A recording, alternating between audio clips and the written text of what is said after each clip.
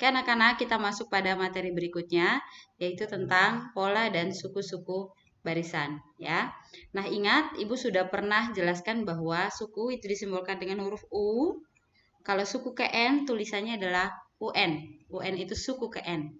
Nah, kalau bilangan pertama pada barisan bilangan, misalkan ada barisan bilangan ini, bilangan pertamanya itu adalah suku pertama. Simbolnya U1. Seperti ini. Lalu kalau bilangan keduanya berarti U2 atau suku kedua. Begitu dan seterusnya sampai suku ke N. Nah, kalau kalian perhatikan juga bahwa pada setiap suku ini atau pada pola bilangan, karena pola bilangan itu pengertiannya adalah bilangan-bilangan yang tersusun rapi atau teratur. Sehingga pada barisan bilangan itu harus ada namanya aturan pola. Aturan pola pembentuknya ya. Aturan pola. Oke.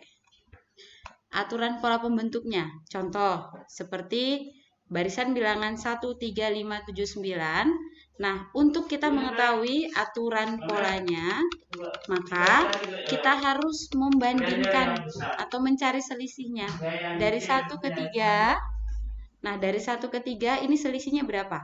Berarti 3 kurang 1, 2 ya. Berarti dari 1 ke 3 ini kita tambahkan 2. Kita lanjutkan dari 3 ke 5 juga ditambah 2. 5 ke 7 ditambah 2. Sehingga dari sini kita ambil kesimpulan bahwa aturan polanya adalah tambahkan 2 untuk suku berikutnya.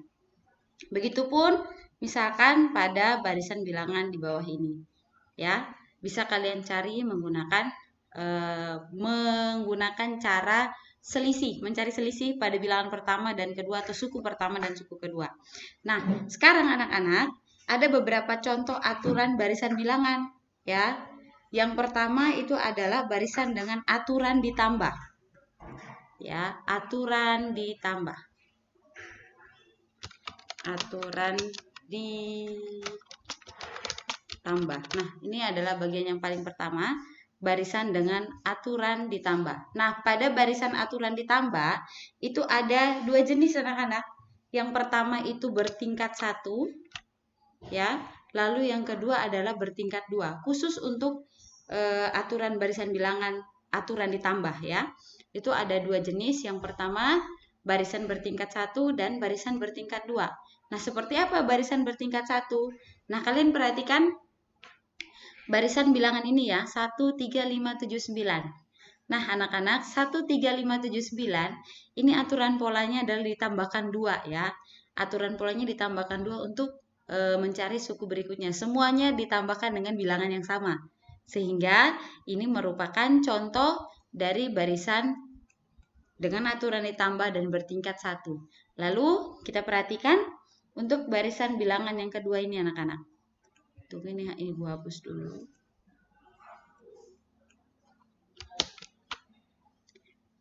Kita lanjut pada barisan bilangan yang kedua ini.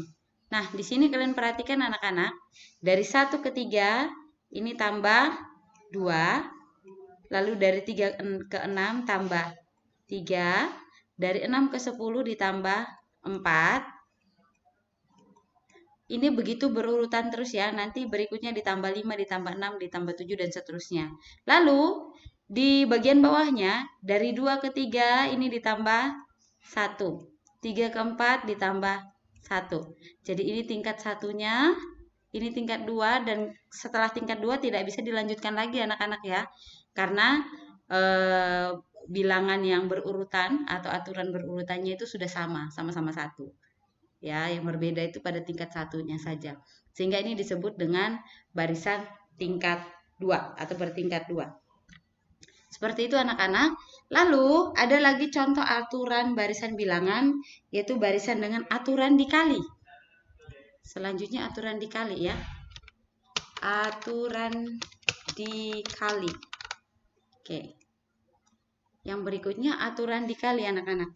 Nah, aturan dikali ini sudah sering kalian gunakan sepertinya ya anak-anak ya. Kita misalkan barisan bilangan berikut.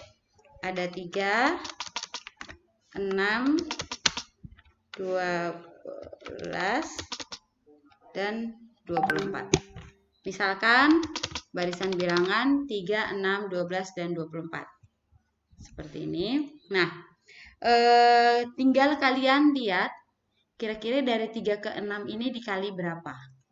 Nah, ternyata 3 ke 6 ini kali 2. Lanjut, 6 ke 12 dikali 2. Lanjut, 12 ke 24 juga dikali 2. Jadi, karena berurutan itu semua dikali 2, maka aturan polanya adalah dikalikan 2 untuk suku berikutnya. Jadi, seperti itu. Jadi, untuk pola bilangan itu, aturan polanya itu bukan hanya penjumlahan atau pengurangan anak-anak, tapi bisa dikali, lalu dibagi, atau pangkat ya. Aturan dipangkatkan ya. Aturan dipangkatkan, baik itu pangkat 2, pangkat 3, dan seterusnya. Lalu ada namanya barisan Fibonacci. Nah, anak-anak, untuk lebih jelasnya itu kalian bisa lihat di buku LKS ya. Buku LKS kalian halaman 10 dan halaman 11. Oke, anak-anak, berikutnya kita akan membahas bersama bagian pemantapan bagaimana cara menemukan rumus suku KN dari suatu barisan bilangan. Itu akan Ibu lanjutkan pada video berikutnya.